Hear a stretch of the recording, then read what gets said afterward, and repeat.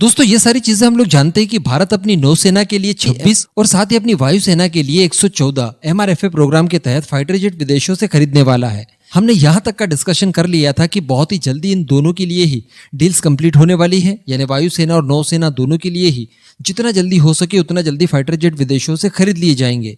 और साथ ही हमने यहाँ तक बात कर ली थी कि भारत के पास दोनों ही सेनाओं के लिए अमेरिका और फ्रांस के अलावा कोई अन्य विकल्प नहीं है, यानी ऑफर्स तो ढेर सारे आए हैं, लेकिन अगर भारत खरीदेगा तो अमेरिका से उसके फाइटर खरीदेगा या फिर फ्रांस से उसका फाइटर खरीदेगा। फ्रांस की अगर बात की जाए तो भारतीय नौसेना और वायुसेना दोनों के लिए रफाल मौजूद है। रफाल M है जो वो नेवी के लिए, और रफाल F4 या फिर F3R हम लोग वायुसेना के लिए खरीद सकते हैं।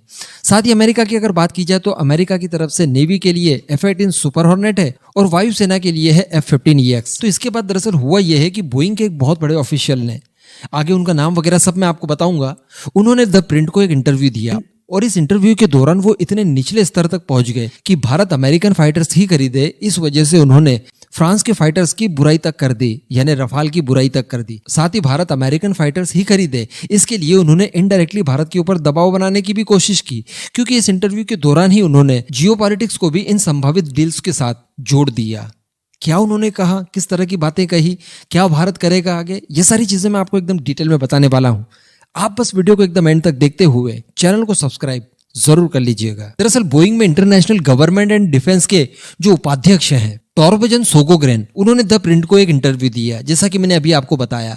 अब उन्होंने इस इंटरव्यू के दौरान कहा कि अमेरिका का F-18 सुपर हॉर्नेट एक प्रीमियम एयरक्राफ्ट है जो कि स्पेशली अमेरिका की भी वायुसेना बहुत ज्यादा पसंद करती है। साथ ही उन्होंने कहा कि ये फ्रांसीसी राफेल M से कई ज्यादा बेहतर है अगर दोनों के बीच में तुलना की जाए तो। आगे उन्होंने कहा कि दुनिया में कहीं भी किसी भी तरह का कोई ऑपरेशन करना हो तो अमेरिकन फोर्सेस हमेशा F-18 सुपर हॉर्नेट को इस्तेमाल करना ज्यादा पसंद करती है, क्योंकि ये काफी भरोसेमंद है। इसके बाद उन्होंने रफाल M की बुराई करते हुए ये कहा कि जो रफाल ट्विन सीटर है वो एयरक्राफ्ट कैरियर के ऊपर से ऑपरेट करने में अक्षम है, यानी वो इस लायक नहीं है ट्विन सीटर कि उसे एयरक्राफ्ट कैरियर से आप ऑपरेट कर लें। और इस चीज के बारे में हम लोग पहले भी डिस्कशन कर चुके हैं। जबकि उन्होंने आगे ये कहा कि F-18 सुपर हॉर्नेट इसका जो इको वेरिएंट है यानी सिंगल सीटर, और साथ ही जो फॉक्सट्रॉट वेरिएंट है यानी जिसे हम लोग ट्विन सीटर कहते हैं, वो हर तरह से बेहतर बनाए गए हैं और किसी भी एयरक्राफ्ट कैरियर के ऊपर से ऑपरेट करने के लिए बहुत ज्यादा सरल होते हैं।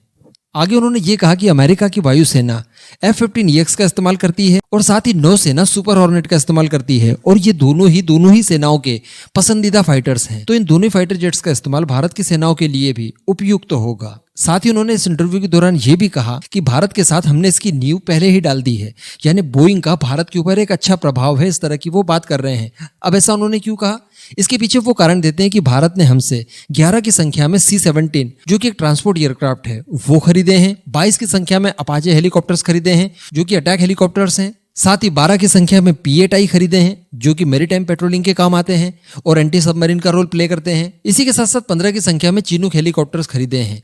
तो इस तरह की चीजें ये गिनवा कर ये बताना चाहते हैं कि भारत के ऊपर चूंकि बोइंग का काफी पहले से ही असर है, तो यहाँ पर इनका इस्तेमाल करना कहीं ना कहीं भारत के लिए एडवांटेज वाली बात हो सकती है। ये रफाल से बेहतर तो ही है, साथ में बोइंग के एयरक्राफ्ट इस्तेमाल करने का भारत का एक लंबा अनुभव है, तो इस वजह से प्रायोरिटी बोइंग के फाइटर्स को ही देनी चाहिए। इसके आगे उन्होंने कहा कि वैसे भी इस समय जो जियोपॉलिटिक्स चल रही है उसके लिए अमेरिका के साथ जाना और ये डील को अमेरिका के साथ ही करना भारत के पक्ष में ज्यादा बैठता है। और अगर केवल जियोपॉलिटिक्स की ही बात की जाए तो फ्रांस के रफाल खरीदना किसी भी सूरत में प्रैक्टिकल निर्णय नहीं होगा। तो ये सारी चीजें सुनने के बाद आप समझ गए होंगे कि बोइंग कितनी ज्यादा उतावली है भारत को अपने फाइटर्स बेचने के लिए, क्योंकि बोइंग को पता है कि भारत ने अगर एक बार इनके फाइटर्स खरीद लिए उसके बाद वो सारी शर्तें वो भारत के ऊपर अप्लाई करेंगे, जो कि मैंने उस वीडियो में बताया था जिसमें हमने डिस्कशन किया था कि भारत ने अभी तक F-35 क्यों नहीं खरीदा जबकि भारत खरीद सकता था। कहने का मतलब अमेरिका चाहता है कि भाई एक बार बस खरीद ले, जितनी भी हमसे मान मुनव्वल करवानी है करवा ले, लेकिन बस फाइटर्स हमसे खरीद ले।